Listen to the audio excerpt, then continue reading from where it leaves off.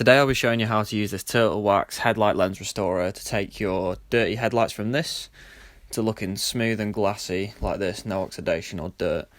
So let's get on with it. Step 1, grab yourself a bucket with your favourite car shampoo and give the paint and the headlights a good clean in and around the area. Next, rinse all the shampoo off, give it a good dry, and you want to make sure all the paintwork's dry. So then we're going to mask off all the paintwork because we will be wet sanding and you don't want to be sanding any of your paintwork, so make sure you get it into all the cracks and crevices.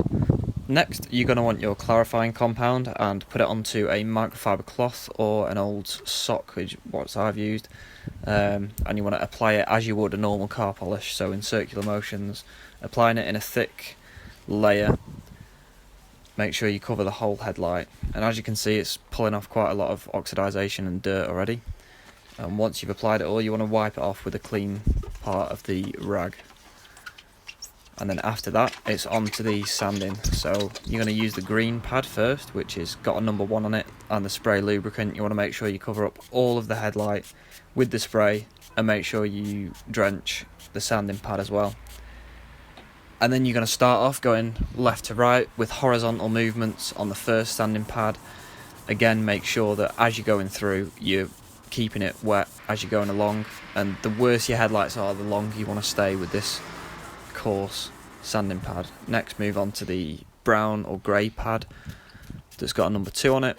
Same again, spray the whole headlight, make sure it's all completely wet, and then go on to vertical movements this time with the wet sanding pad. On to number 3, the teal pad.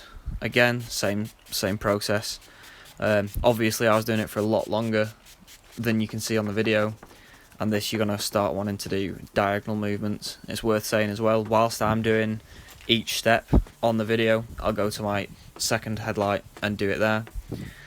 Now on to the 4th and final one. You want to do opposite diagonal movements this time, keeping it wet as you go along.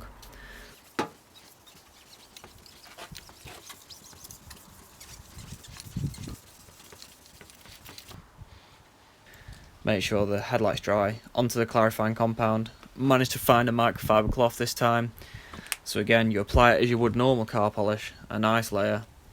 And then after you've applied that to the whole headlight, you can leave it for 5-10 minutes, let it dry off. And then after that, you want to wipe it off with a clean side of the rag again.